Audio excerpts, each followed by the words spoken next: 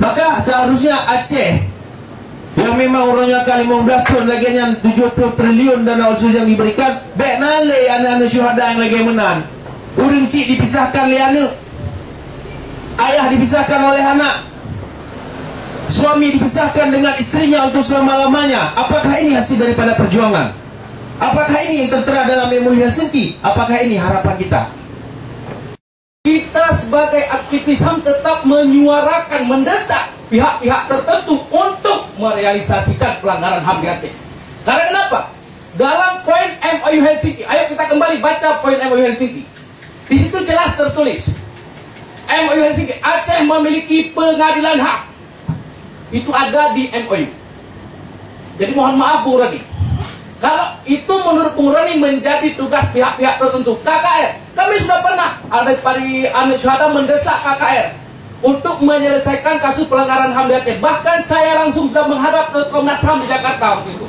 Namun tidak ada laporan ke Komnas HAM dari KKR Aceh terkait realisasi MOU Helsinki.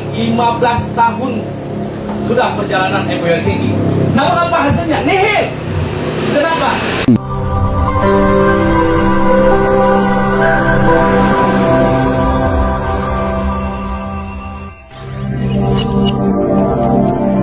Assalamualaikum warahmatullahi wabarakatuh. Dengan mengucap Bismillahirrahmanirrahim, panel diskusi refleksi 15 tahun damai Aceh segera dimulai. Pembacaan ayat suci Al-Quran beserta selawat badat oleh Tengku Syamsuar. Assalamualaikum warahmatullahi wabarakatuh.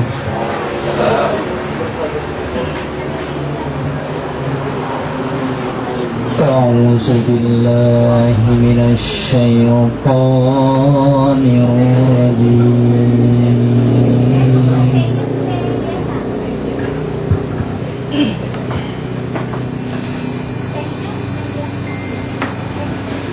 Bismillahirrahmanirrahim.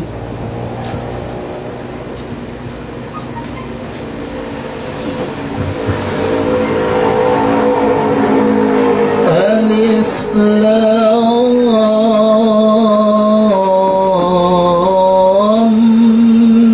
Mim.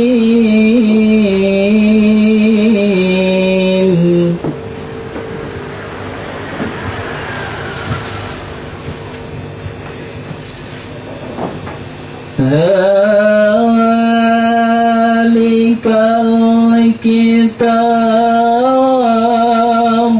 la raiba fihi hudan lil muttaqin.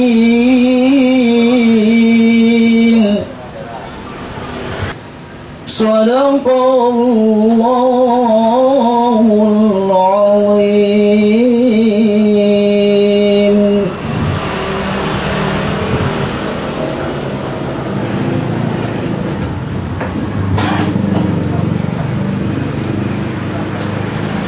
Kepada hadirin tungku-tungku dan ibu-ibu, mari kita kuda sehat untuk sama-sama kita tahun selawat ke pangkuan alam, yaitu pengulitannya Rasulullah Sallallahu Alaihi Wasallam.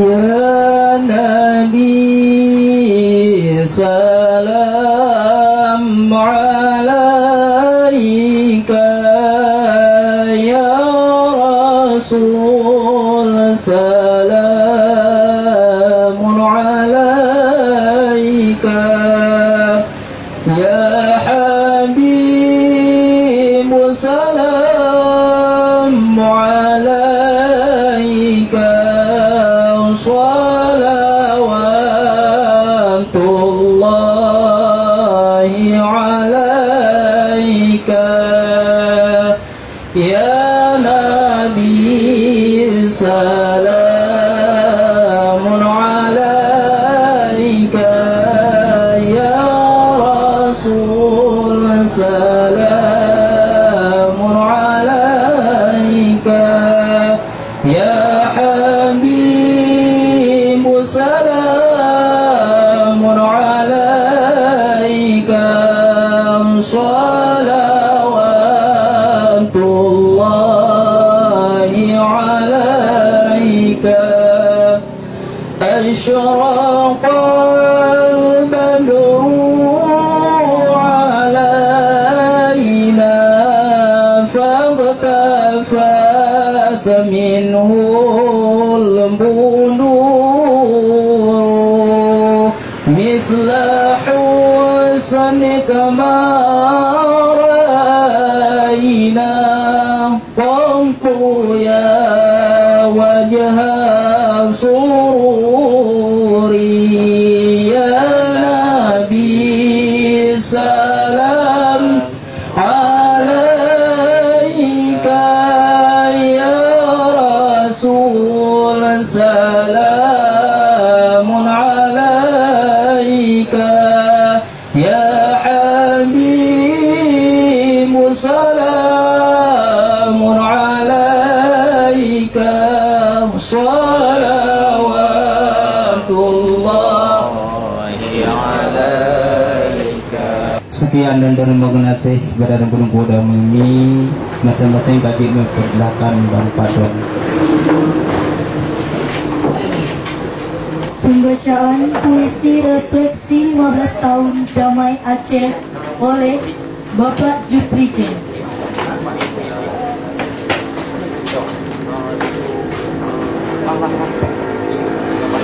Assalamualaikum warahmatullahi wabarakatuh. 15 tahun Aceh Damai, 14 Agustus 2020. 15 tahun yang lalu, dentuman senjata, desiran peluru, hantaman granat, riuh pemburu. Keprihatinan, ketakutan, rasa pilu menghangat kalbu. 15 tahun yang lalu, anak syuhada meradang kalbu, menyaksikan ayahanda bersimpah darah. Merah darah mengingat luka, ayahanda syahid dalam duka demi perjuangan membela bangsa. 15 tahun yang lalu, anak syuhada kini dewasa. Luka lama tak mungkin lupa, kini hidup dengan ibunda. Meradap nasib penuh derita, harapan mungkin bahagia. Karena yang berkuasa sahabat ayah tercinta. Namun apa yang dirasa? 15 tahun yang lalu, rasa dendam mulai sirna. Tercipta juga damai hasrat bangsa, termasuk juga anak syuhada. Desiran peluru mulai mereda, bedil senjata dipotong rata. Para janda tersenyum bangga, anak syuhada gembira ria. Harapan hidup penuh sejahtera. Membuka kebun di hutan raya, atas pembagian sama rata. Namun hasrat dibalik harap, kebun sirna entah kemana. harap sejahtera malah sengsara. Siapa yang dapat membela? Yang mampu hanya mengadu nasib di balik pusara. Ayahandaku tercinta, kini sahabatmu berkuasa. Perjuanganmu membela bangsa diteruskan oleh mereka. Pernahkah mereka membayangkanmu di balik pusara, atau terlupa di balik nestapa?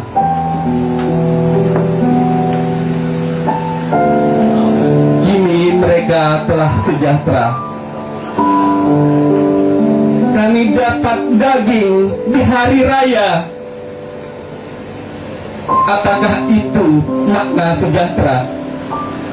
Mungkin ayahanda lupa memberi makna apa itu sejahtera.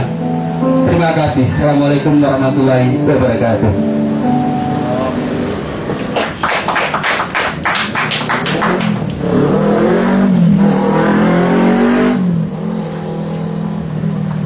Pembacaan doa. A'udzubillahi minasyaitonirrajim. Bismillahirrahmanirrahim. Alhamdulillahi rabbil alamin. Wassalatu wassalamu ala asyrafil anbiya'i wal mursalin Muhammadin wa ala alihi wa sahbihi ajma'in. Allahumma ahsin 'aqibatana fil umuri kulliha wa ajirna min khizyid dunya wa 'azabil akhirah. Allahumma inna nas'aluka ridhaka wal jannata wa na'udzubika min sakhatika wan nar. Allahumma innaka 'afuwun karimun halimun tuhibbul afwa fa'fu 'anna ya Allah ya karim. Allahumma ighfir lana dhunubana wa liwalidayna warhamhuma kama rabbayana shaghira. ولجميع المسلمين والمسلمات والمؤمنين والمؤمنات الأحياء منهم والأموات برحمتك يا أرحم الراحمين. اللهم أنزل الرحمة علينا وعلى والدنا وعلى أهل القبور من المسلمين والمسلمات والمؤمنين والمؤمنات برحمتك يا أرحم الراحمين. Ya Allah, ya Tuhan kami, minta ampun segala dosa kami, minta selamat iman kami ya Allah, dan menubi keselamatan kami dunia dan akhirat. Ya Allah, ya Tuhan kami,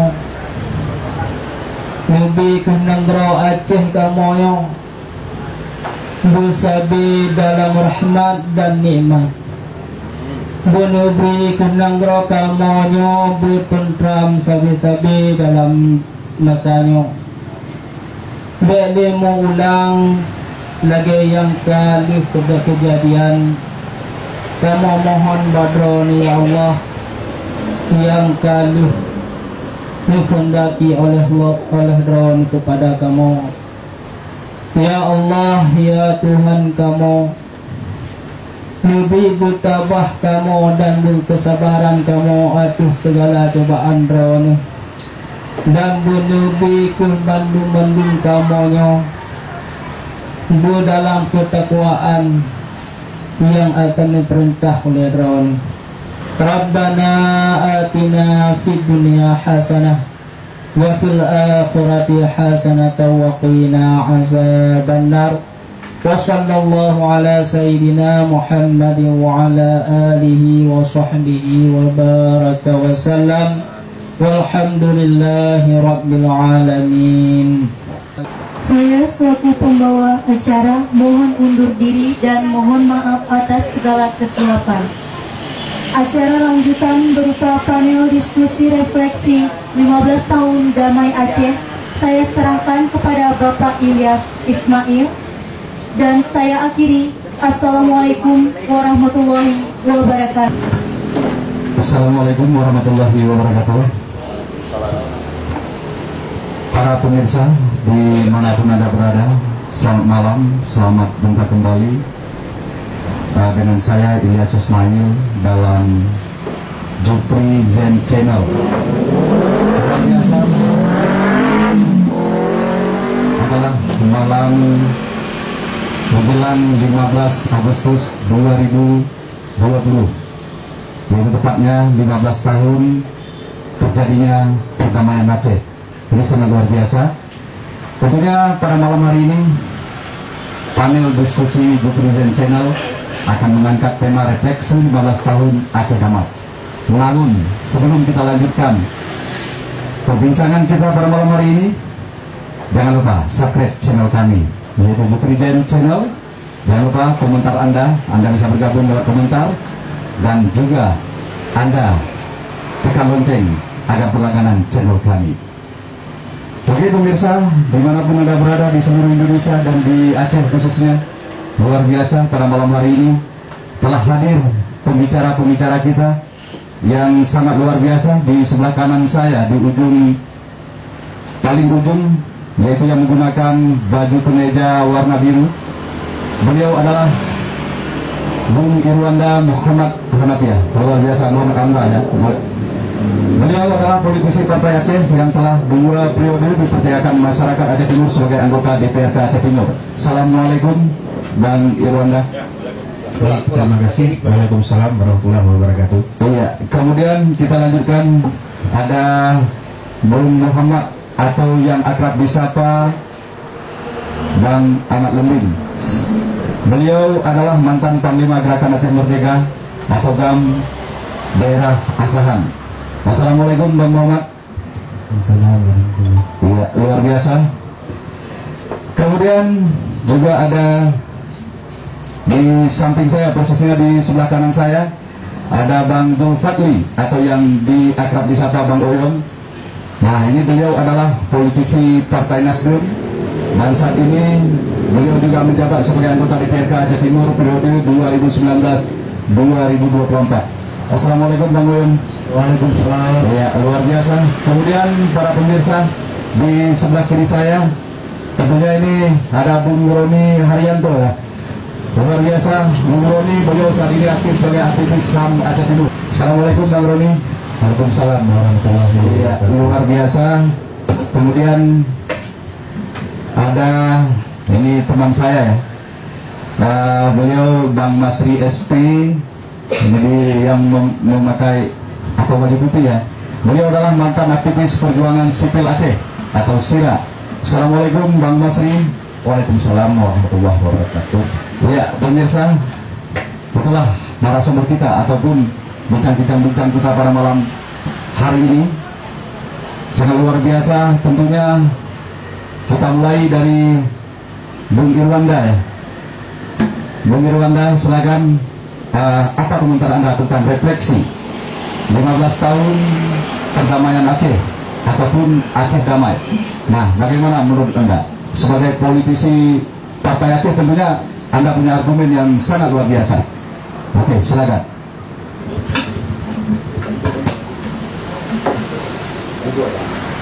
Baik, terima kasih. Assalamualaikum warahmatullahi wabarakatuh. Puji syukur kehadirat Allah Subhanahu wa taala, yang mana oleh Allah yang telah memberikan kita kesehatan, kesempatan, melimpahkan rahmat dan karunia-Nya kepada kita bersama, sehingga kita telah dapat berkumpul di tempat yang berbahagia ini. Guna maksud dan tujuan ialah untuk sama-sama kita mengadakan diskusi terkait refleksi 15 tahun MOU Helsinki. Alhamdulillah, selawat bermahkotakan salam, bernadakan salam, berbingkaikan salam. Tidak lupa pula kita aturkan, kita sajikan kepada junjungan kita, yaitu Nabi besar Muhammad SAW, yang telah membawa kita dari alam jahiliyah ke alam Islamiyah, dari alam kebodohan sampai ke alam yang penuh dengan ilmu pengetahuan. Yang saya hormati moderator yang sudah sangat berlebihan tadi memuji saya, sebenarnya tidak seperti yang beliau katakan. Terima kasih. Hormatan kepada rekan-rekan anggota Dewan, ada Bang Ahmad Lembing, Bang Zulfadli, Oyong, ada Kakanda senior saya, Kanda Masri, begitu juga Kanda Roni. Ya, terima kasih atas kesempatan yang telah berhadir. Teristimewa kepada seluruh hadirin dan hadirat yang tidak mungkin saya sebutkan satu persatu. Juga support dan surprise-nya kepada channel Zufrizen tentunya. Jangan lupa subscribe. Ya. Jadi berbicara MOU, berbicara kepada MOU Helsinki tentu tidak luput daripada perjuangan. Perjuangan siapa? Perjuangan antara RI dan GAM. Kenapa GAM melakukan perlawanan? Karena GAM, masyarakat Aceh, bangsa Aceh, rakyat Aceh merasa tidak adil diperlakukan oleh negara kita, Negara Kesatuan Republik Indonesia. Kenapa? Mulai dari zaman DITII sampai zaman tahun 1976, almarhum Paduka Yang Mulia Wali Nanggro Tunku Muhammad Hasan Ditiro menyatakan kemerdekaan, mendeklarasikan Aceh merdeka di Gunung Halimun. Selanjutnya terjadi di tahun 2000, tahun 1990, yaitu diberlakukannya daerah operasi militer di Aceh. Selanjutnya di tahun 2000 pecah yang namanya GAM, Gerakan Aceh Merdeka, sehingga pada tahun tersebut di tahun 2003 terjadilah darurat militer di Aceh. Hingga tahun 2004, 26 Desember 2004 terjadilah tsunami yang juga pada saat tsunami itu merenggut ribuan, mungkin ratusan ribu masyarakat Aceh. Jadi Aceh tidak henti-hentinya dilanda yang namanya musibah. Selanjutnya, mengingat karena terjadinya tsunami, timbullah seluruh pandangan masyarakat internasional kepada Aceh. Jadi disitulah muncul yang namanya perdamaian. Ada inisiatif daripada presiden kita, yaitu wakil presiden kita, mantan wakil presiden kita, yaitu Yusuf Kala. Dan pada saat itu difasilitasi oleh Marty Andisari di Finlandia, dan juga perwakilan daripada GAM masa itu Paduka Yang Mulia Wali Nanggro sekarang, Malik Mahmud Al-Haitar. Selanjutnya dari pihak RI diwakili oleh Hamid Awaldin. Selanjutnya tertuanglah di dalam sebuah yang namanya Memorandum of Understanding, yaitu disingkat dengan MOU Helsinki, yang lebih dikenal di kalangan masyarakat Aceh. Di dalam MOU Helsinki tersebut dijelaskan kekhususan Aceh, Aceh dengan lex spesialisnya, Aceh dengan self governmentnya. Tapi hari ini apa yang kita rasakan masyarakat Aceh, apa yang kita alami oleh masyarakat Aceh, banyak perjanjian-perjanjian yang ada di dalam MOU Helsinki tersebut tidak tertuang, tidak terrealisasi sebagaimana mestinya, meskipun sudah terimplementasikan dalam Undang-Undang Pemerintahan Aceh Nomor 11 Tahun 2006. Karena berbicara MOU Helsinki, berbicara tentang perjanjian perdamaian, implementasinya melalui Undang-Undang Pemerintahan Aceh Nomor 11 Tahun 2006. Tapi nyatanya setelah menjadi kanun, seperti contoh salah satunya kanun bendera, kanun nomor 3 tahun 2013 tentang bendera dan lambang Aceh. Apa hasilnya? Itu kanun nomor tahun 2013 sampai 2020, sudah 7 tahun kanun tersebut kolindon. Apanya yang dikolindonkan sudah 7 tahun? Begitu juga kapal batas Aceh yang sampai ini masih tarik ulur, belum selesai. Begitu juga tentang 70-30. Di dalam MOU Helsinki jelas tertera 70 hasil bumi untuk Aceh, 30 untuk pusat. Tapi hari ini yang terjadi, kenyataan di lapangan 1 sampai 12 mil laut, 70 untuk Aceh, 30 untuk pusat. 12 sampai 200 mil laut, 30 untuk Aceh, 70 untuk pusat. Selalu terjadi pembelokan daripada Undang-Undang Pemerintahan Aceh. Selalu terjadi pembelokan daripada MOU Helsinki yang tidak sesuai dengan realisasinya di lapangan. Contoh lain saya sebutkan, pada saat Pilkada Aceh tahun 2012, di dalam Undang-Undang Pemerintahan Aceh jelas disebutkan pasangan perseorangan ataupun independen hanya sekali diberikan. Tetapi pada tahun 2012 terjadi pasangan independen yang kedua kalinya, yang juga bertolak belakang dengan Undang-Undang Pemerintah Aceh. Dan masih banyak kekhususan Aceh, yang mana katanya lex spesialis, serbebeman Aceh negara federal, sama seperti Amerika yang masih mempunyai banyak negara-negara federalnya. Mungkin sekian sebagai pembukaan, nanti akan kita lanjutkan. Terima kasih. Assalamualaikum warahmatullahi wabarakatuh. Waalaikumsalam. Luar biasa semangatnya nih. Aduh. Oke, kita lanjutkan. Ini Bang Muhammad ya. Kita melihat tadi menggebu-gebunya Bang Irwanda. Menurut pandangan Anda kan mantan kombatan ini, bagaimana dengan perjalanan damai Aceh yang sudah 15 tahun ini? Kita refleksi kembali nih. Ya, oke, silakan Bang Muhammad. Assalamualaikum warahmatullahi wabarakatuh. Waalaikumsalam warahmatullahi wabarakatuh. Saya hormati Bandung, Burundung, yang berhubungan, yang nama tim sebutnya Tirul-Tirul. dan tunggu peninggalan acara adalah Damai Aceh yang telah berjalan 15 tahun yang sangat indah.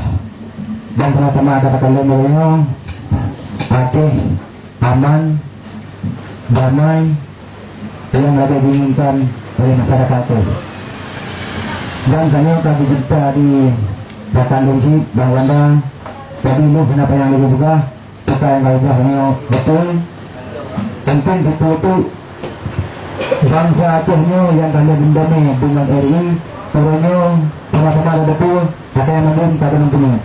Assalamualaikum warahmatullahi wabarakatuh. Ya, luar biasa, singkat ini ya, mendukung aja. Oke, tapi walaupun singkat, tentunya maknanya juga sama ya. Dua-dua ini ada dari Partai Aceh yang langsung bersentuhan dengan MOU Helsinki ya, karena Partai Aceh itu lahir dari MOU Helsinki. Oke, kita sekarang ke Partai Nasional. Ini Parnas nih, Bang Leo, ya, luar biasa. Oke, apa kabar Bang Leo, sehat nih? Sehat, alhamdulillah sehat. Bagaimana pandangan Anda dengan refleksi perdamaian Aceh yang telah 15 tahun ini? Terima kasih. Assalamualaikum warahmatullahi wabarakatuh. Alhamdulillah, salatu wassalamu ala rasulillah. Asyhadu an la ilaha illallah wa la syarika lah wa asyhadu anna sayyidana Muhammadan abduhu wa rasuluh la nabiyya ba'da.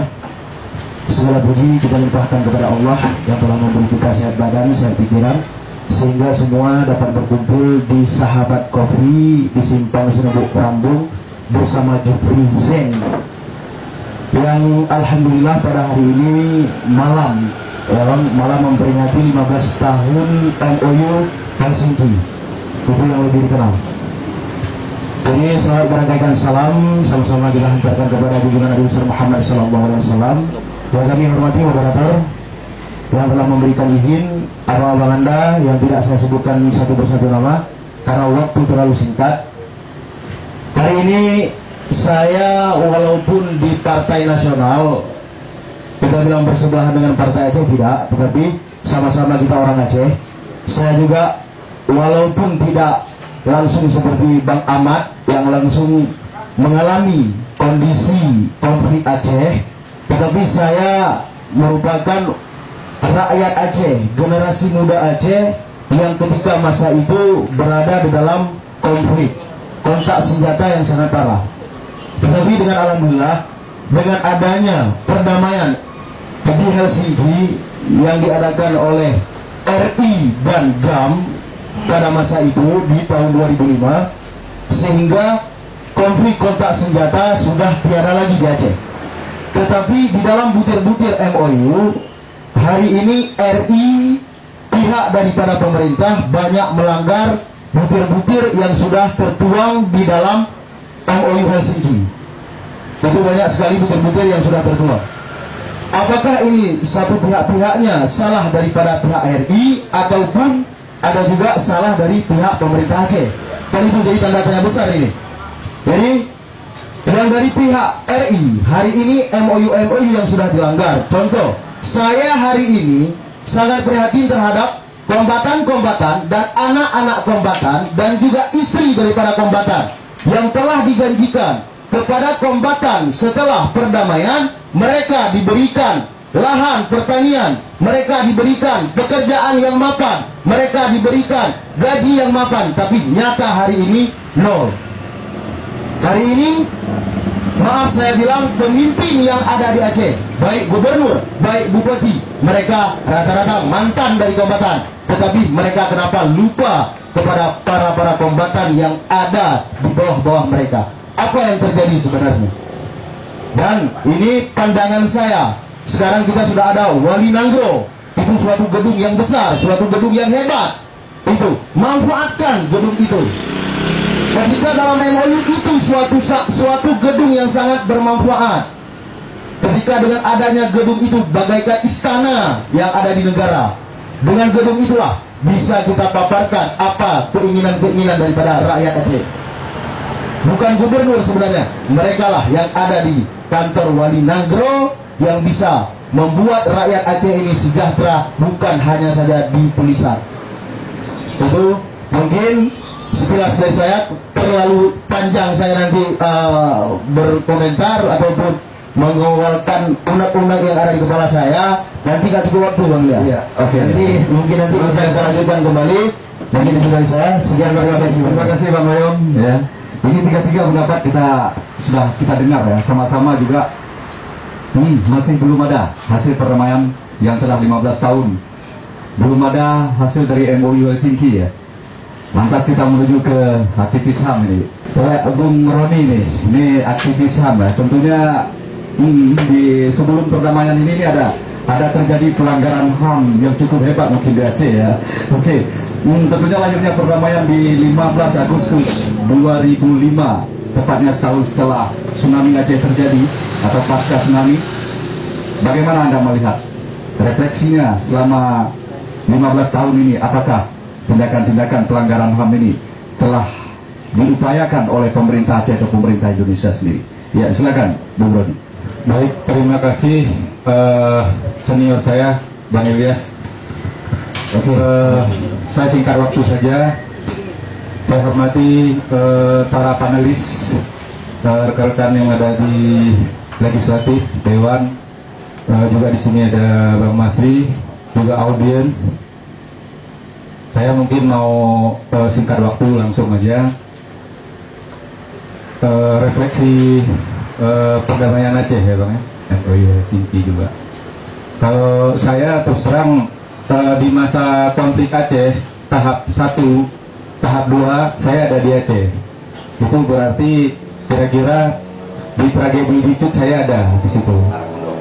Iya, ada malam itu saya. Kemudian terakhir kami kalau bicara referendum, kami juga ada tuh coret-coret referendum di jalan raya, dikejar sama aparat juga waktu itu di SMA 1 ID. Nah itu.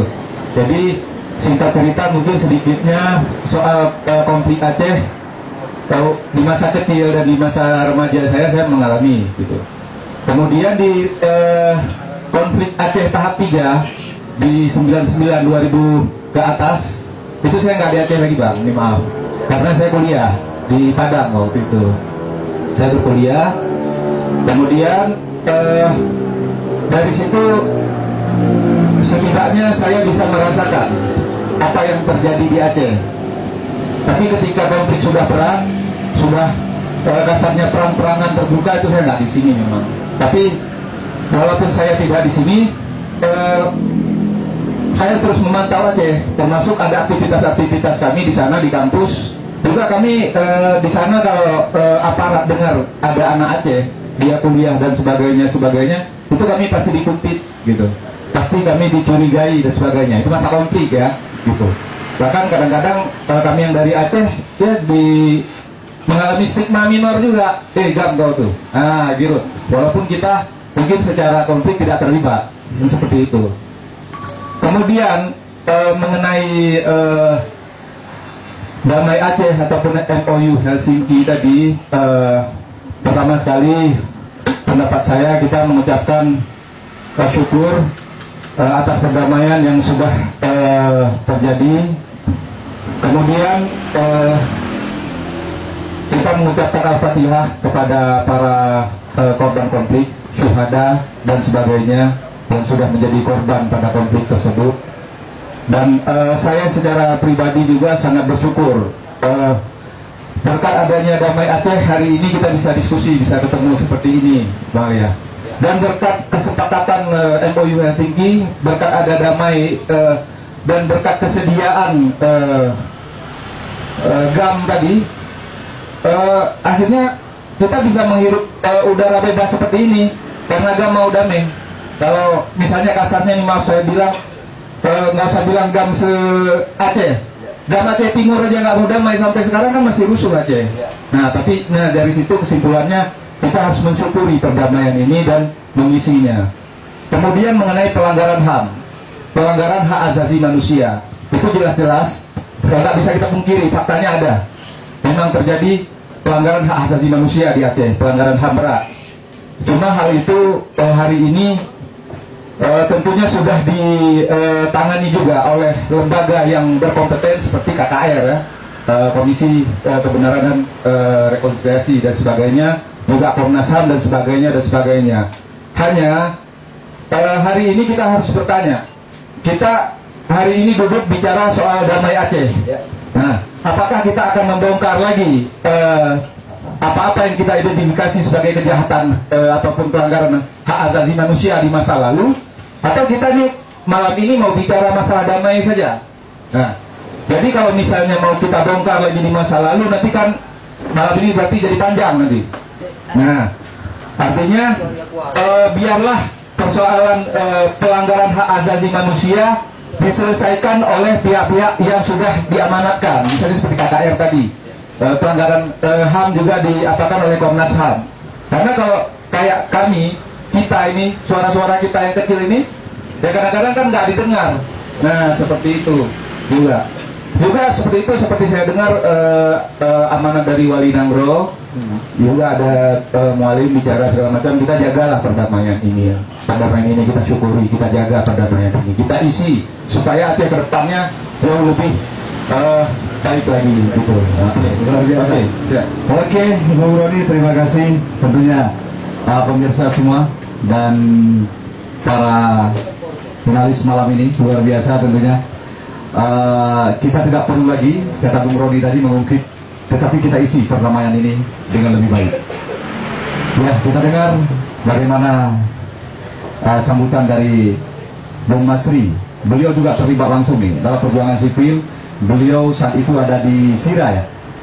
Iya, oke, silakan Bung Masri. Terima kasih Bung Ilyas yang saya hormati rekan semuanya. Ya, saya sebutkan satu persatu. Saya singkat saja dulu sebagai opening. Dalam penilaian saya, 15 tahun pasca perdamaian Helsinki, pemerintah Aceh dan pemerintah Indonesia sukses dalam mengindonesiakan mantan penjajah, tapi gagal mensejahterakan GAM, gagal mensejahterakan anak yatim syuhada, dan gagal mensejahterakan masyarakat Aceh dengan dana OSUS yang sangat luar biasa, mungkin melebihi 70 triliun sejak 2008. Kemudian dengan kewenangan yang dimiliki saat ini, pemerintah Aceh gagal mensejahterakan masyarakat Aceh. Sudah berlangsung 15 tahun. Rakyat Aceh harus menunggu berapa tahun lagi, ya kan? Dan bila memang ini tidak ada upaya-upaya dari pemerintah Aceh, kita khawatir perdamaian ini tidak bisa bertahan lama. Aceh bisa kembali ke pusara konflik. Ini yang harus menjadi perhatian baik pemerintah Indonesia, harus memikirkan bagaimana apa-apa yang menjadi tugas dan tanggung jawab yang telah ditandatangani dalam MOU Helsinki untuk diselesaikan semua Aceh. Begitu juga di Aceh sendiri, pemerintah Aceh, kita melihat Aceh sendiri seperti kapal di tengah laut, tidak tahu di mana pelabuhan yang harus disinggah. Jadi tidak tahu kemana arah Aceh ini ke depannya, ya kan? Jadi untuk singkat saja, nanti akan kita perdagang. Yes. Iya, oke, terima kasih Bung Masri. Kita cut dulu, kita lihat dulu pesan-pesan berikut ini. Oke, luar biasa. Bung Irwanda, luar biasa tadi saya dengar pemaparan Anda ya, juga mengatakan bahwa keberhasilan dalam damai ini belum ada, belum wujud seperti MOU Helsinki. Karena Anda sendiri dari politisi Partai Aceh ini, sebenarnya ini tanggung jawab Anda. Bagaimana nih menurut Anda? Maka seperti yang awal tadi moderator mengatakan, bahwasanya kami ini sebagai penyeimbang. Justru kalau saya tidak bisa pada malam hari ini penyeimbang, tidak bisa. Karena saya merasa masih banyak PR MOU Helsinki yang belum selesai. Makanya tanggung jawab Anda juga lah. Iya, itu tetap kita mengawal tetap. Tapi hari ini pengawalan daripada pemerintah Kabupaten Aceh Timur kan skala kecil. Sangat sempit. Sangat. Nah, jadi pengawalannya ada di mana? Di provinsi. Baik itu pemerintah Aceh, eksekutif, legislatif, termasuk tanggung jawab daripada Paduka Yang Mulia Wali Nangro. Konon seperti yang disampaikan oleh Kanda Masri tadi, terkait ekonomi Aceh, 15 tahun perdamaian Aceh, dengan dana otsus yang melimpah. Dana otsus diberikan kepada Aceh 2% daripada jumlah DAU nasional. Jadi Aceh diperkirakan sekitar kurang lebih kurang 60-70 triliun yang sudah terrealisasi untuk Aceh. Nah, apa yang kita dapat untuk Aceh hari ini? Berdasarkan data statistik, Aceh merupakan daerah termiskin se-Sumatera. Bayangkan dengan dana otsus yang melimpah, sementara daerah-daerah lain tidak ada yang namanya dana otsus. Ini yang cukup kita sayangkan hari ini. Maka saya melihat hari ini perdamaian Aceh hanya dirasakan oleh segelintir. Mungkin ya beberapa kalangan ya menengah lah, yang mungkin kita tahu bersama-sama, tidak perlu kita kupas tuntas di sini. Tapi hanya segelintir. Saya melihat masih banyak mantan kombatan, bahkan sepupu saya sendiri yang hari ini memang mantan Panglima GAP, Panglima Sago Sungai Raya, yang memang kuburan orang tuanya, pusara orang tuanya tidak tahu di mana tempatnya. Tapi 5 orang yatim piatu tersebut hana orang dalam. 5 orang yatim piatu tersebut mesidro hana orang yang memang lepas lulus sekolah. Nandung numpang bak sepupu, bak anak gemut, bak ayah, bak orang cik, abang adik yang mana. Jadi hari ini mana dengan dana otsus yang seperti ini? Bayangkan. Maka seharusnya Aceh yang memang orangnya kali 15 tahun lagi yang 70 triliun dana otsus yang diberikan, baik nale anak-anak syuhada yang lagi menang. Urang cik dipisahkan oleh anak, ayah dipisahkan oleh anak, suami dipisahkan dengan istrinya untuk selama-lamanya. Apakah ini hasil daripada perjuangan? Apakah ini yang tertera dalam Memori Helsinki? Apakah ini harapan kita? Mungkin demikian. Ya, luar biasa. Mungkin Bang Muhammad mau sambung nih. Ini agak sedikit panas, ya, karena Anda sendiri yang telah rasakan. Ini Anda mantan kombatan GAM ya, dan dalam 15 tahun ini, bagaimana Bang Muhammad tentang perdamaian ini? Telah terisi benar-benar atau belum? Ini pendapat Anda sendiri bagaimana?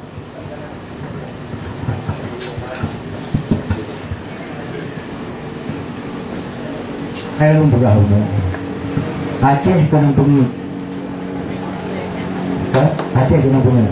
Walaupun dana khusus triliunan ke Aceh, kan dana khusus di situ kan nggak tercantum dan nggak tertulis untuk biaya pengobatan jam, atau pada para anak saudara kan telah ditinggalkan, kan nggak ada.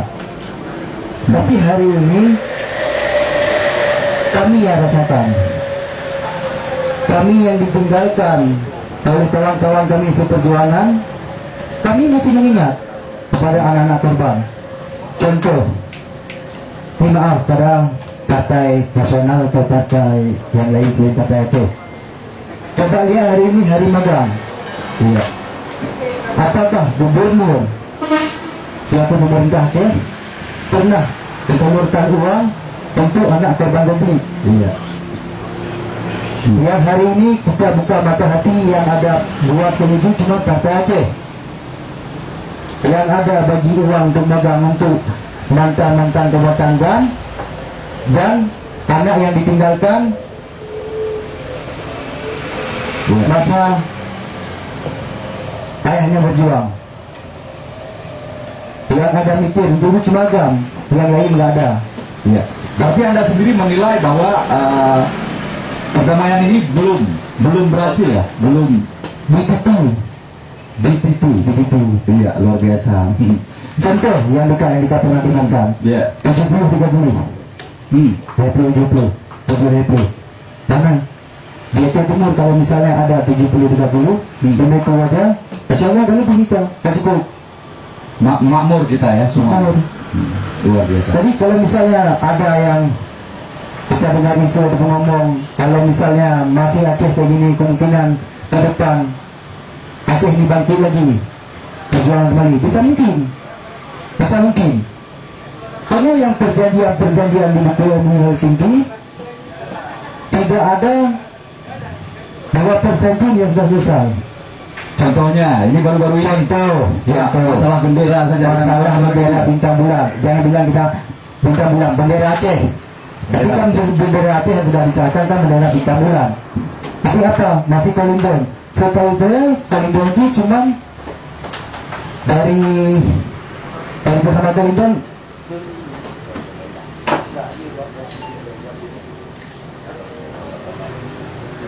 pertama 3 bulan. Tapi ini sekarang sudah menjalan berapa bulan? Iya.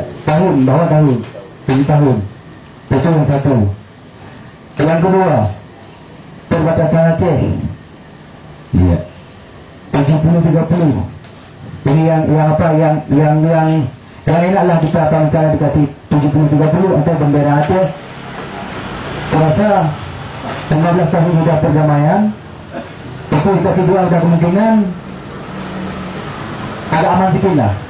Iya. Tapi kalau misalnya udah 15 tahun kayak gini masih perdamaian Aceh, karena negara bilang masih baru perdamaian Aceh ini baru berjalan 1 tahun. Tapi ini udah 15 tahun. Sepertinya 1 tahun. Oke. Tapi ini udah 15 tahun. Oke, Bang Muhammad, luar biasa. Ini kita lihat ya, dari narasumber kita ini hanya Bang Roni aja yang mengatakan ini syukur ya. Syukur atas perdamaian ini karena kita sudah bisa leluasa berjalan enak damai ya kan, bisa buat diskusi seperti ini ya Bung Roni ya. Nah, kita mau mendengar nih bagaimana pendapat audiens nih. Ada yang mau ngomong nggak? Karena yang di depan kita ini semua nggak setuju nih. Belum ada hasil kesepakatan ini bagaimana perdamaian ini yang sudah berjalan 15 tahun belum maksimal juga. Oke, silakan. Ya, perkenalkan nama. Ya, waktunya cuma 3 menit. Ya, singkat padat. Oke, silakan. Baik, Assalamualaikum warahmatullahi wabarakatuh. Nama saya Arahman Esda dari Perlak. Saya ingin menambahkan, mungkin bisa menjadi bermanfaat ya. Yang saya hormati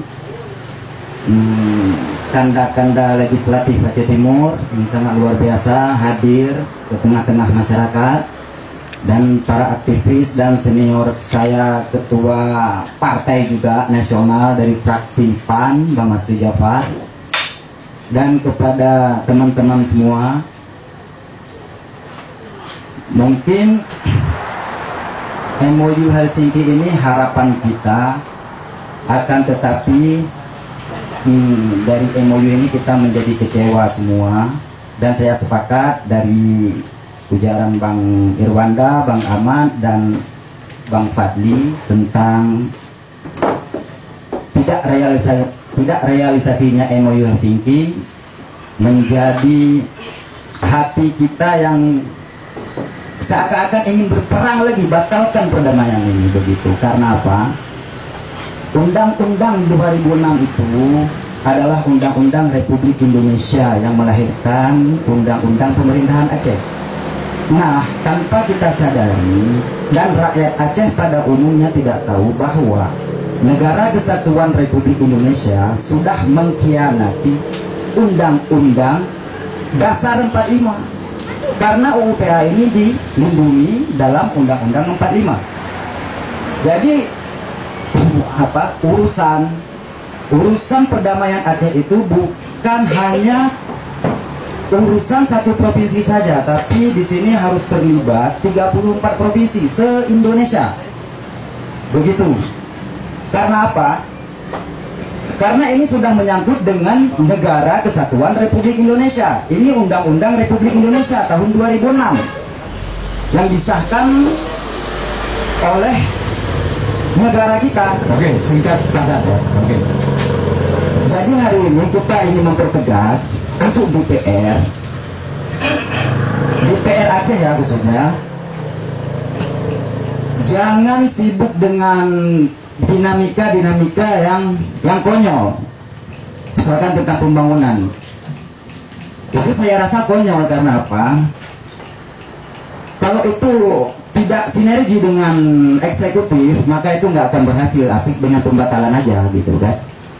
Tapi dari Parnas juga harus sepakat, harus kompak dengan partai lokal untuk meminta hak kepada Jakarta tentang realisasinya MOU Helsinki. Ini kita lihat dari Partai Nasional tidak ada statement-statement yang mementingkan kekhususan Aceh. Begitu saya lihat. Jadi Parnas itu kalau sudah di Aceh, maka dia wajib untuk memperjuangkan Undang-Undang Pemerintahan Aceh. Jika tidak, kita dari pemuda akan mensosialisasikan kepada rakyat melalui media dan apapun itu untuk tidak memilih Partai Nasional di pemilu ke depan. Itu yang saya tegaskan. Karena apa? Mereka mau ambil uang aja di sini. Mereka yang bekerja di sini tapi nggak memberikan tentang legitimasi Aceh. Begitu, Bang Ilyas. Sekian dari saya. Oke, luar biasa. Terima kasih. Mungkin ada audio satu lagi ya, silakan. Singkat padat ya, waktunya 3 menit. Roni. Iya nih. Oh. Dua. Bang lihat. 2 menit. Enggak, 2 orang. Oh, 2 orang lagi. Ya, oke, silakan. Ya, anak pun. Enggak, ini lebih bagus Anda kan bertanya langsung kepada narasumber yang sudah ada di depan kita malam ini. Apalagi ini narasumber kita nih ada politisi Partai Aceh, Partai Nasional, kemudian ada dari aktivis HAM, kemudian ada dari perjuangan sipil masyarakat. Oke, silakan. Assalamualaikum warahmatullahi wabarakatuh. Waalaikumsalam. Singkat padat ya. Perkenalkan, nama saya Zulkifli, saya ketua wakil daripada Anis Syuhada di wilayah Aceh Timur dan juga Provinsi Aceh. Saya menanggapi Bung Roni pertama sekali ya. Saya merasa tersinggung, sangat-sangat tersinggung Iya. dengan ungkapan Bung Roni. Ada poinnya tapi Bung Roni, mohon maaf. Ada yang saya setuju dan sependapat dengan Bung Roni, jadi bersyukur dengan adanya MOU Helsinki yang adanya perdamaian Aceh kita bisa melakukan. Tapi pada prinsipnya yang saya tidak setuju terkait pelanggaran HAM Aceh. Kita sebagai aktivis HAM tetap menyuarakan, mendesak pihak-pihak tertentu untuk merealisasikan pelanggaran HAM di Aceh. Karena kenapa? Dalam poin MOU Helsinki, ayo kita kembali baca poin MOU Helsinki. Di situ jelas tertulis, MOU Helsinki, Aceh memiliki pengadilan HAM. Itu ada di MOU. Jadi mohon maaf Bung Roni, kalau itu menurut Bung Roni menjadi tugas pihak-pihak tertentu, KKR, kami sudah pernah ada dari Anis Syuhada mendesak KKR untuk menyelesaikan kasus pelanggaran HAM di Aceh. Bahkan saya langsung sudah menghadap ke Komnas HAM di Jakarta waktu itu. Namun tidak ada laporan ke Komnas HAM dari KKR Aceh. Terkait realisasi MOU Helsinki, 15 tahun sudah perjalanan MOU Helsinki. Namun apa hasilnya? Nihil. Kenapa? Pemerintah Aceh sudah dibodohi oleh Jakarta. Dari mana dasarnya? Saya sependapat dengan kawan saya dari Berlak dari.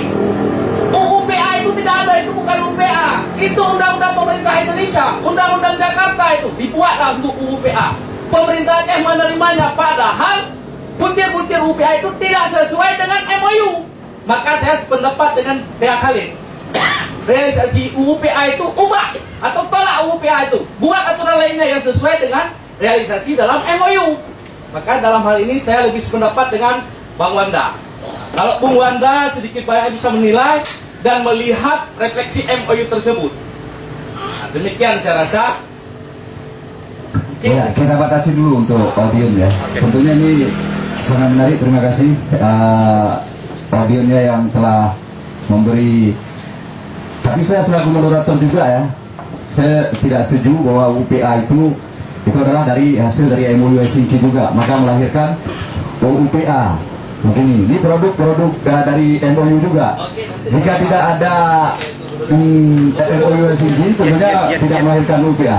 Oke, kita ke Bung Roni ini. Ini Bung Roni tadi yang sangat masalah HAM ini. Silakan Bung Roni. Anda tentunya bersyukur sekali ya dengan damai ini ya. Ya, saya luar biasa konsisten dengan apa yang sudah saya sampaikan dan saya bertanggung jawab dengan apa yang saya sampaikan ya. Insya Allah. Karena begini, saya menanggapi apa sebenarnya yang mau saya tanggapi dulu masalah yang disampaikan oleh Pak Dewan kita ini tadi. Dia terkesan seperti menyerang dirinya sendiri. Nah itu. Tapi ini saya tanggapi Pak Dewan kita ya, Wanda ya. Oke, silakan. Tapi saya tanggapi betul dulu. Jadi seperti yang saya sampaikan tadi, memang faktanya sudah terjadi pelanggaran hak asasi manusia, pelanggaran HAM berat di Aceh di masa konflik, ya itu, bang ya. Tapi di dalam perjalanannya kan memang dibentuk ada instrumen-instrumen untuk apa namanya seperti tadi dibilang peradilan HAM, gitu ya. Walaupun di dalam diskursus ataupun retorika mengenai HAM ataupun peradilan HAM itu biasanya ada juga yang namanya pengadilan sandiwara, ada itu. Tapi sekarang yang ingin saya sampaikan, ingin saya tegaskan seperti yang saya sampaikan tadi adalah bahwasanya di persoalan Aceh ini, pelanggaran HAM di Aceh, ya kan, itu kan memang ada dibentuk instrumen tadi KKR nanti ke Komnas HAM, ya kan? Jadi kan instrumen ini bukan dia nggak bekerja, menurut saya bekerja, cuma nyicil mungkin sama lah kayak pegawai di perkantoran di Bukit itu, dia kerjanya kan nyicil. Dewan kan nyicil juga kerjanya, kadang-kadang nggak jelas juga. Jadi itu nggak usah kita apa namanya, jangan baper, santai aja gitu. Tapi kita tetap, saya apalagi kenapa saya sampai tergerak ataupun bergerak sampai jadi apa namanya, di bidang HAM gitu. Ya, aktivis HAM ya. Ya kenapa? Itu kan dipertanyakan tuh Bang. Kenapa kok ngaku-ngaku atau gimana atau kok ada label seperti itu? Itu karena saya menyaksikan, saya mengalami langsung di masa kecil saya seperti apa pemandangan di konflik Aceh itu saya lihat. Kecuali saya nggak pernah di sini. Habis itu saya ngaku-ngaku jadi aktivis HAM. Saya udah dari Padang, dari Pekanbaru, saya udah sama Komnas HAM di sana. Walaupun yang saya urusin bukan persoalan HAM yang ada di Aceh. Nah, kemudian pada perjalanannya hari ini saya sudah pulang ke Aceh Timur, ya kan? Walaupun saya dituduh orang Aceh lah, ke Aceh ya. Ya ke Aceh. Walaupun saya dituduh kadang dituduh orang luar dan sebagainya. Saya mau dipotong leher, mau ditembak juga jiwa saya lebih Aceh daripada saya yang lainnya gitu. Jadi persoalan apalagi persoalan menuntut pelanggaran hak asasi manusia yang sudah terjadi di Aceh itu tentu jadi konsistensi ataupun concern kita. Cuma kan pelan-pelan. Ini maaf nih, saya bilang, kita jangankan bicara pelanggaran HAM berat yang terjadi di masa konflik, ya kan? Pelanggaran HAM yang terjadi di masa kini aja kita nggak kompak. Saya aja sendiri nih kalau terjadi pelanggaran HAM di Aceh Timur, sorak-sorak. Ini mungkin kawan ini mungkin nggak ikut saya. Oke, luar biasa Bang Roni. Tentunya Bung Roni tadi ada mau apa? Kemudian begini ya, ini kesempatan saya menyerang beliau ini. Mumpung ada yang apa namanya, ada yang fasilitasi kan begitu. Biasanya kan saya nyerangnya di tulisan-tulisan aja. Iya. Oke. Bung Roni aktif di media Facebook. Iya, di media di medsos lah. Medsos luar biasa. Iya. Oke, silakan. Jadi seperti Bung Wanda bilang tadi, ya, bahwasanya Indonesia sudah menipu Aceh, misalnya, ya seperti yang ini terkesan Bung Roni apa jeruk makan jeruk ini gimana nih? Enggak juga, karena orang di luar kompak aja, ya, kan di sini aja disuruh berantem, nah gitu. Jadi apa namanya, dibilang Jakarta menipu Aceh, ya kan? Sekarang saya tanya, ada nggak Jakarta ngasih apa namanya, memenuhi poin-poin sedikit saja seperti yang disampaikan tadi? Misalnya contohnya dana outsource dan sebagainya, itu kan turunnya dari Jakarta. Kemana uang itu? Saya tanya, ya kan? Kemana uang itu? Beliau ini kan pasti lebih ngerti kemana yang udah diturunkan dari Jakarta ke Aceh ini, uangnya kemana, ya kan? Kalau terjadi korupsi di dinas, terjadi korupsi di provinsi, di dewan, terjadi di eksekutif, di apa namanya, di Banda Aceh sana, di tingkat provinsi, itu kan bukan orang dari Jakarta yang korupsi. Kita juga di sini, orang-orang kita di sini udah dipenuhi itu sama Jakarta menurut saya. Kecuali misalnya yang belum dipenuhi, misalnya kayak bendera, ya. Kemudian kita cerita bendera lagi nih, cerita bendera. Setahu saya, sepemahaman saya, ini harus kita inikan dulu nih, perspektif tentang bendera ini, persepsi. Sepertinya kita apa namanya, publik ini ada beda pendapat yang masalah bendera ini. Perkara benderanya bulan bintang ataupun alam gedung itu saya nggak ngerti, yang penting bendera Aceh, ya kan? Tapi harus kita lihat, dan setahu saya di MOU Helsinki itu, yang disebut mengenai bendera itu bukan bendera kedaulatan, tapi bendera yang menjadi simbol kekhususan Aceh. Ya gitu. Jadi jangan apa namanya, penjelahin saya juga, saya baca di sana juga itu. Jadi bendera yang mau dinaikkan, yang selalu diribut-ributkan kalau mau kampanye itu, ya kan? Mau pokoknya kalau udah mau pemilu udah bendera, ya kan? Itu bendera yang diributkan itu kan bendera yang ada di MOU Helsinki itu, yang mau dinaikkan. Itu saya sepengetahuan saya itu bendera untuk simbol kekhususan Aceh. Oke, luar biasa Bung Roni. Kita ini ke Bang Oyong ini. Sebelumnya dulu saya ingin menanggapi sedikit tentang tanggapan dari Bung Besar. Ya, yang berikutlah yang kita tadi. Terima kasih atas saran ini dan segala macam yang saya tidak mau berperan lagi. Enggak mau. Oke, saya bukan berperan. Cuma ingin sedikit maunya saya damai. Oke, saya ini. Jadi ketika ada keluar bahasa yang bahwasanya Parnas di Aceh hanya ingin numpang makan. Maaf, saya ini anak Aceh, saya bangsa Aceh. Saya bangsa Aceh, saya anak Aceh. Kenapa saya ada di Parnas? Itu menjadi kata-katanya. Jadi ketika kita semua ini yang numpang di Parnas ini, kita semua naik di Parlok, cukup nggak kursi? Ini yang susah katanya. Cukup nggak kursi? Sejak kursi yang ada di fasilitasi di dapur 1, semua kita naik dari Parlok, cukup nggak kursi? Itu menjadi kata-katanya. Jadi ketika tidak cukup untuk kapasitas, sehingga baru kita terjun ke Parnas yang tujuannya sama-sama kita ingin membangun Aceh, sama-sama kita ingin membangun Aceh, khususnya kami di Aceh Timur sama-sama ingin membangun Aceh Timur. Jadi kalau kata Bung Nasda, kami hanya numpang makan yang ada di Aceh Timur, saya mohon maaf, kami dari Parnas tetap memperjuangkan hak-hak anak Aceh.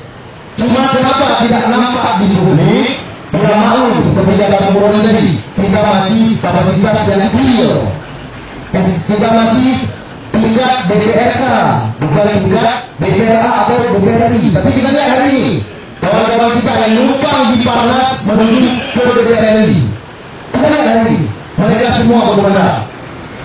Di Gerindra mereka juga berbicara, Bangsa berbicara, semua yang numpang di Parnas untuk berbicara, untuk tidak. Iya, berbicara Aceh. Tetapi kalau misalnya untuk berbicara hari ini, maaf saya bilang, ini kan kasih pertanyaan Bung ini, ada tidak yang berbicara masalah ini? Ini pertanyaan Bung sih, belum dikatakan saya baca pikiran ini. Jadi kalau masalah yang berbicara tentang MOU di Parnas, maaf saya bilang, BPRA saja hanya 1-2 orang yang berbicara tentang MOU. Ini berbicara MOU. Hanya ada 1-2 orang yang selalu berbicara masalah MOU. Ini kita BPRA dari Parlok, dari Parlok sendiri. Bisa tidak? Apalagi seluruhnya ya, seluruhnya. Tapi coba hari ini, semua yang ada di DPRA, 81 orang yang ada di DPRA, semua berbicara tentang MOU. Mereka semua berbicara tentang MOU. Dan hanya mereka disibukkan, benar. Ada kebenaran juga kata Mbak. Yang hanya disibukkan dengan bukti-bukti proyek yang tidak jelas. Itu benar juga. Jadi DPRA dulu hari ini, mana DPRA yang sudah dipilih oleh rakyat Aceh, terutama dari Parlok, perwakilan Aceh Timur dulu kita lihat berapa orang perwakilan Aceh Timur, berapa orang yang ada berbicara masalah bendera, berapa orang yang berbicara masalah MOU, yang ada tidak ada Iskandar lagi dengan mati ini, kita tidak disebut dengan bendera. Kalau ini mana? Ini dulu. Terus yang kedua, saya juga menanggapi masalah Bung Roni. Saya juga tersinggung pembicaraan Bung Roni, sama seperti Bang Yul. Saya tersinggung pembicaraan Bung Roni. Kenapa? Beliau menyuruh konflik-konflik yang ada di Aceh, Komnas HAM yang ada di Aceh dihapuskan. Ini tidak bisa. Saya tidak setuju. Kenapa? Karena itu pelanggaran yang sangat-sangat besar. Karena yang korban bukanlah hanya para yang memang pejuang. Kalau misalnya seandainya yang pejuang yang saja jadi korban, tidak mungkin mereka beberapa disuruh mengatakan hapus. Saya tidak setuju juga sebenarnya. Tetapi ini yang jadi konflik hari ini, yang jadi korban rakyat sipil yang tidak tahu menahu apa-apa. Kalau kejadian begitu, kalau 98 kejadian begitu, berapa orang yang di sisi yang jadi korban orang Jawa? Maaf saya bilang, berapa orang yang jadi korban kombatan? Tetapi yang ramai jadi korban adalah rakyat sipil, masyarakat biasa yang dikorban. Jadi kalau kata Bung Roni disuruh hapuskan, saya sangat-sangat tidak setuju. itu pelanggaran yang sangat besar. Mungkin Gubernur tadi tidak menghapuskan, tetapi beliau mengatakan bahwa ini ada Mungkin gini, kata Gubernur jadi memang tidak menghapuskan, tetapi itu tidak diuji kembali. bukan mungkin, tapi ada prosesnya. Oke, itu hanya sekedar bahasa yang berbeda. Itu hanya sekedar bahasa yang berbeda itu. Ini ada sipil ini luar biasa, ini perjuangan sipil. Perjuangan itu ternyata di Aceh dulu bukan saja perjuangan dengan senjata, tetapi juga ada perjuangan melalui diplomasi atau perjuangan sipil. Bagaimana Bang Masri? Terima kasih ini. Jadi kan kita berbicara MOU tentu harus melihat ke belakang dulu. Lahirnya MOU itu, ya kan, tentu ada proses dan sebab akibat. Nah, konsep dasar MOU itu sebenarnya secara jelas, baik secara tersirat maupun tersurat, ya, itu jelas Aceh menuju kepada M, menuju kepada menuju kepada M. Apakah itu M merdeka dalam tanda kutip, ya kan, terpisah daripada NKRI, atau M kedua mandiri, atau M ketiga, atau menjadi sebuah negara federal atau negara bagian, atau M ketiga makmur dengan kewenangan yang ada, dengan dana yang cukup besar, Aceh sejahtera, atau memang pilihan M terakhir, mentre Atau mati. Iya. Nah, Oke. karena kenapa? Perdamaian MOU itu kan berhenti dari proses perjuangan, bukan bubar dari perjuangan, tetapi pola perjuangannya sudah berubah dari pola gerakan senjata kepada gerakan politik. Perjuangan melalui parlemen, melalui eksekutif. Nah, apa saja jalannya menuju kepada M tersebut? Yang pertama, karena gini, MOU MCQ itu dicetuskan dan diadopsi dari pengalaman-pengalaman ataupun penelitian terhadap negara-negara yang merdeka selama ini, seperti Singapura, Quebec, Kosovo dan lain-lain. Nah, di dalam MOU ini ada namanya itu jalur independen. Kenapa diperjuangkan independen? Pada saat tersebut pemerintah Indonesia tidak mau memberikan independen, karena Pilkada 2007 itu dari mantan GAM ataupun pejuang GAM bagaimana bisa merebut eksekutif tanpa partai politik, sehingga yang diperjuangkan independen supaya gubernur, bupati dan wali kota seluruh Aceh bisa dikuasai oleh para pejuang GAM. Ini kita buka dulu supaya tahu nanti siapa yang ingkar janji, siapa yang bodoh, siapa yang memang lemah seperti Bang Olong tadi, ya kan? Supaya terjawab. Nah, yang kedua, 2009 di dalam klausul MOU juga ada partai politik lokal. Kenapa tujuan partai politik? Supaya partai politik lokal ini menguasai seluruh parlemen di Aceh, baik DPRA maupun DPRK 2009. Ya. Nah, bila memang pada saat itu para pekonsep MOU Helsinki para mantan pejuang ini menguasai eksekutif dan legislatif, secara de facto Aceh sudah merdeka, secara de facto, ya kan? Kemudian setelah itu baru menjalankan self-government, pemerintahan sendiri dengan kewenangan yang ada, spesialis, proyek generalis, kemudian ada otonomi khusus, ada dana khusus, ya? Kemudian menjalankan tahapan-tahapan melalui parlemen, melabrak undang-undang pemerintah Indonesia, di mana ada kanun ataupun peraturan pemerintah ataupun undang-undang yang tidak menguntungkan Aceh, ataupun di mana undang-undang yang menguntungkan Indonesia. Ini tugas DPR. Kemudian tugas gubernur pada masa transisi, tugas bupati dari mantan komatan GAM yang terpilih, mensejahterakan dulu mantan GAM, mensejahterakan dulu anak-anak yatim syuhada. Supaya kenapa? Supaya dalam proses demi proses untuk menuju ke arah M tadi, apakah itu M mandiri, apakah memang M makmur tersebut, atau memang ada telah menjadi memang merdeka melalui MOU Helsinki seperti Singapura, seperti Kosovo dan Quebec, ya kan? Ini sebenarnya tugas mana masa transisi. Nah, seterusnya Kenapa memang ini terjadi dengan anggaran cukup besar, dengan kewenangan yang ada, malah kita sibuk dengan simbol, sibuk dengan merek, tetapi kewenangan yang sudah ada diberikan oleh pemerintah pusat kita sendiri tidak menghiraukan lagi. Contoh terkait dengan masalah PP pengelolaan migas, ya kan? Lahirnya dari PP tersebut adalah ada BPMA, tapi BPMA bukan orang GAM di situ. BPMA itu dikuasai oleh orang-orang di luar orang perjuangan, tapi orang perjuangan kenapa tidak pernah protes? Kenapa tidak pernah memikirkan itu? Yang kedua, ada salah pemahaman dalam masalah 70-30. Bahkan ada pemahaman bahwa pembagian 70 itu belum diberikan. Ini yang lebih lucu lagi. Padahal seperti yang disampaikan sama Bang Irwanda tadi, dana OSUS itu bagian daripada 70-30. Itu yang diberikan 2% dari sumber alokasi umum nasional, dan juga ditambah dengan dana desentralisasi, belum dana ada alokasi khusus dan macam-macam. Jadi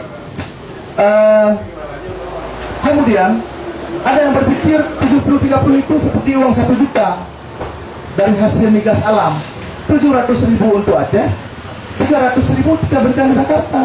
Bukan begitu maksudnya. Itu kita lihat kembali, orang yang berbicara sibuk MOU kita tidak pernah membaca pasal per pasal MOU Helsinki. Orang sibuk mengkritisi undang-undang PA tidak pernah membaca undang-undang PA.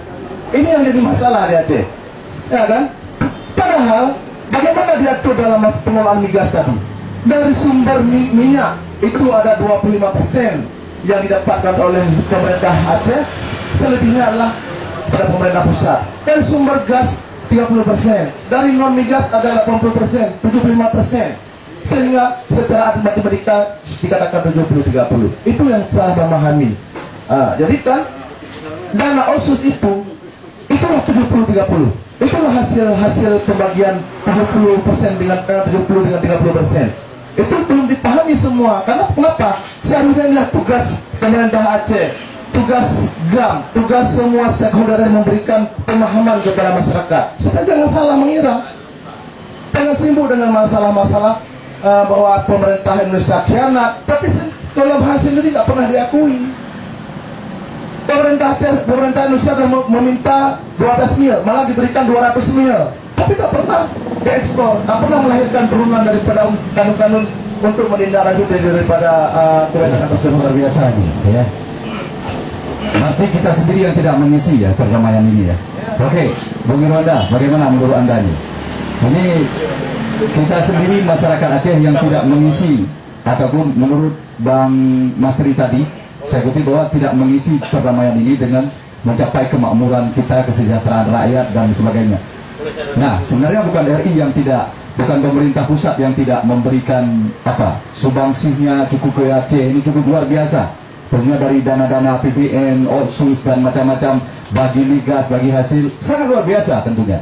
Nah, kita tidak bisa pungkiri dan tidak dipandang bahwa Aceh itu adalah dari NKRI kita. Oke, silakan Bu. Oke, terima kasih Bang Ilyas. Jadi terima kasih tanggapannya Bang Masri. Jadi saya sepakat dengan pandangan Bang Masri. Di awal pembicaraan saya sudah mengatakan ini bukan semata-mata salah dari pihak RI. Di awal pembicaraan saya tadi, sebelum terjadi diskusi, saya sudah mengatakan ini bukan semata-mata salah dari pihak RI. Itulah yang saya maksud hari ini. Jadi hari ini yang saya katakan disayangkan kepada pihak anak-anak kombatan, kepada istri kombatan. Kenapa disayangkan? Akibatnya dari pemerintah Aceh sendiri tidak pandai mengelola dana tersebut. Itu yang saya maksudkan tadi sebelum malam tadi sudah saya bilang yang terlalu singkat sehingga bisa kita abaikan akan keinginan yang saudara ingin kita sampaikan, Bang. Jadi sebenarnya hari ini itu RI, saya semata-mata menyalahkan dan saya juga tidak semata-mata mengatakan bahwa saya kita dibohongi, tetapi di dalam poin-poin tersebut ada yang dibohongi dalam poin-poin tersebut, makna dibohongi belum tersampai. Ketika belum tersampai maka itu bisa dikatakan bohongi. Kita yang bohongi diri saya, yang bohongi diri sendiri.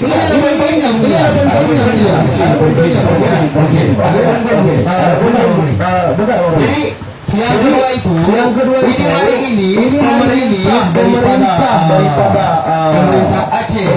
Aceh pribadi provinsi mereka hari ini dana osus yang diberikan mencapai per tahunnya itu hampir 10 triliun hampir 10 triliun dana osus itu yang diberikan, tetapi mereka tidak memfokuskan dana itu untuk mesejahterakan rakyat Aceh.